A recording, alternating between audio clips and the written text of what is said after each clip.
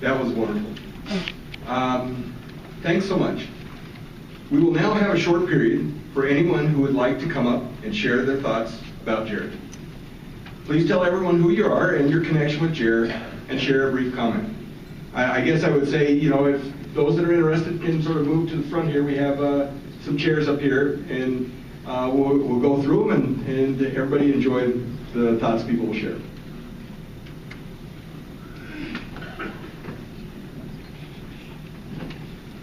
This will be quite short and start with a segment of the poem that plays Jerry Summer, a poem well used by Hollywood and literate people. The active heart, now you will not swell the rout of lads who wore their honors out, runners whom renown outran, and the name died before the man. This is not the course of Jerry.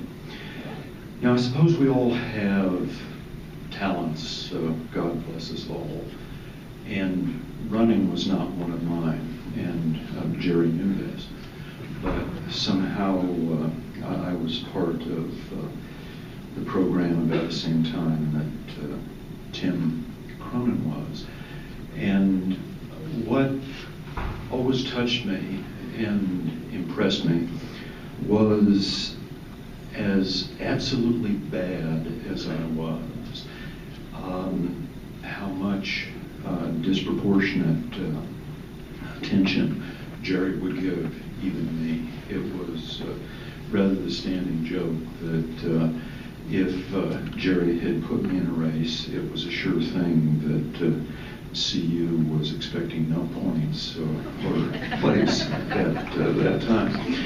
And at about the same time, there was a very talented runner, Cliff Branch, and very gifted in many ways. And Jerry came to me and suggested that I be Cliff Branch's running partner. And being somewhat bemused by this, because with Cliff back then, he could run a 2:20, stop, turn around, and still win the race. But I remarked to Jerry, Jerry, I don't think that's going to make me any faster. And Jerry's response, knowingly, in a way, he said, yes, but it will make Cliff look so good.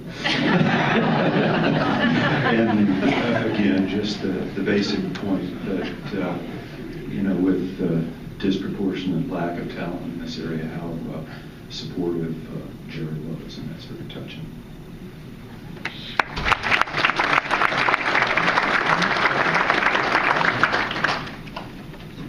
My name is Mike Doland, and I'm actually one of those aviation high school guys that Jerry turned out for track.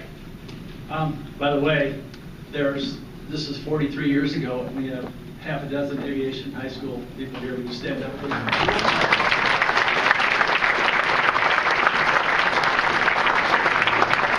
Last week, Kelly Lyle from the Colorado called me and talked to me a little bit about Jerry's doing an article. And I said to him, I said, Jerry left a trail of inspiration, and I think I misspoke. He left a highway, an interstate of inspiration. Fitting, actually, since it started in California and ended up in New York, the Army. Jerry came to our high school when I was a junior, and he inherited the track team, and that was pretty short on bodies. And one of the things idea came up with was to have an all-school decathlon. And he talked all the other sport coaches into bringing out their teams, and made a little bit of a competition between the football, basketball, baseball teams to see who had the best athletes. Well, after a couple of days of the decathlon, it turns out I was a pretty good high jumper. And Jerry bugged me for a couple of weeks at school, come out for the track team, come out for the track team. I said, no, coach, I'm a baseball player. Well, a really short conversation with the baseball coach, and they decided they didn't need me on the baseball team. And I was probably better off helping the track team. Well, that turned out to be pretty good advice, because that advice led to college and a 43-year friendship with Jerry. And that was the special thing. But that was some good advice. But the best advice he gave me actually was in math class. And I have to admit, I was Jerry's student aide in class. I wasn't smart enough to be in his math class. But one day he asked me to stay after class, and he said, "You ticked me off." How many of you could hear him say, "You ticked me off"? And of course, I probably jumped to defend myself before I even knew what I was being accused of. But what Jerry said is, you ticked me off because you do just enough to get by. And it doesn't sound like inspirational advice or even good advice for a high school kid, and I didn't realize it until many, many years later, looking back, that was a turning point in how I set goals for myself. And up to that point, I hadn't thought too much about college. And I can remember Jerry coming in with a college catalog and saying, "Here, look through this. Decide where you want to go." And we kind of went through all the options, and by that time I was starting to get a few letters, and we narrowed down to where I wanted to go. And long story short, I ended up at Colorado State. And over the years after college and grad school, Jerry and I remained friends, and I ended up my first job up at Copper Mountain. And one of the things we came up with to put bodies in the village in the summertime was a distance camp. And Jerry was going to come up and coach, and we didn't have much money. We gave him $300 or $400 in a condo. And of course, I think he brought 12 or 13 of the CU guys to come up in that condo. And I think that $300 or $400 probably went to burgers and stuff at Harvey's. I don't think Sandy ever saw it. So I'm fortunate over the last few years to spend a lot of time with Jerry, and I thanked him a lot for all those opportunities that he pointed me in the direction. And he'd sit there in his own way, and he'd just roll his head and mumble. He never was very good about accepting praise or accepting credit for things he did. But I was able to thank him, and I thank him again. And I also want to thank Sandy and echo what Tim said. Thank you for sharing Jerry with us. I know there's a lot of sacrifices being a coach's wife. And, thank you again for sharing, and all you guys. It's been a pleasure. It's been great. Thank you.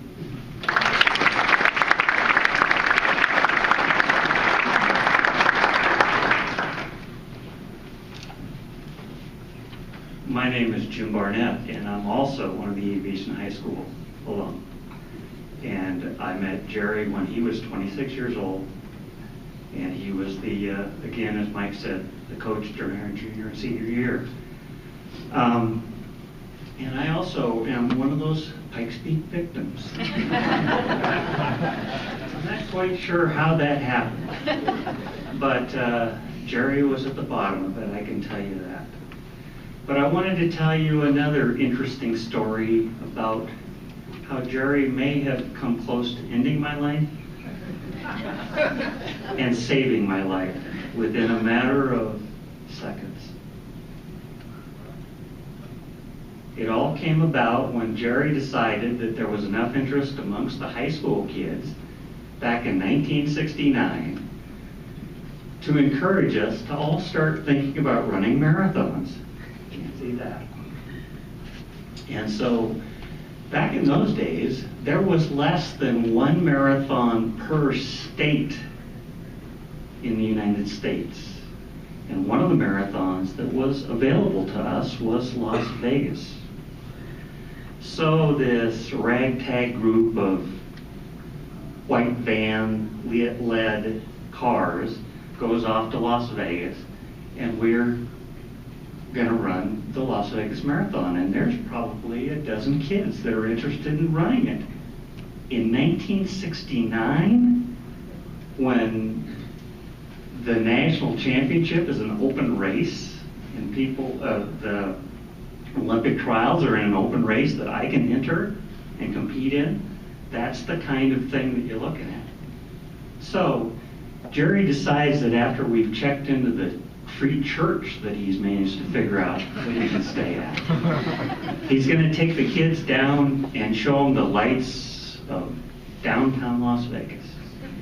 And so we all hop in the van, and unfortunately, many of you probably can't picture this because this was the oldest, cheapest van you could buy, and it didn't have a lot of windows. So there were only windows in the back doors, and windows up on the seats. And when we saw the bright lights, it lit up all the kids sitting on all the foam mattresses in the back of the van, because it didn't have seats either. And we went through that, and that was the first time any of us kids had been exposed to the real bright lights, even though we were from the LA area. But the key point here is that when Jerry decided we'd seen enough of the bright lights and driving back home, we're coming down a residential street, and I'm sitting in the right-hand seat looking out the one window, and we're seeing something ahead of us, and we're seeing these popping things, and well, it's got to be people with fireworks in this house. And lo and behold, you know, as we get closer and closer, we see this guy run out from this porch that's dropping these fireworks. And then we realize this guy's going to run right in front of the van. And so Jerry slams on the brakes, and in his automatic on-the-column stick stalls the vehicle. At the same time, we realize that ain't fireworks, that's gunfire. And in reading the next day's headlines, along with a grisly picture of a guy with 9 bullets in him, laying in a pool of blood on the Las Vegas streets, I was busily searching for the mention of the white van that interceded in the middle of this little peccadillo. And I fortunately didn't see any reference to the white van, but it was reference to an FBI sting that we had gotten directly in the middle of, because the guy who had stalled the van by running across in front of us already had bullets in him. But we were like that far away from seeing him out the front window when we stalled the van. When Jerry figured out what was going on, a microsecond later, we were off and running and headed for that damn church as fast as that white van would ever take us. So, now you know how Jerry almost killed me and saved my life within a microsecond. There are flawed heroes throughout all of literature, Sherlock Holmes being one of them that comes to mind. But Jerry was the unflawed hero, the only one I've ever known. Thank you very much.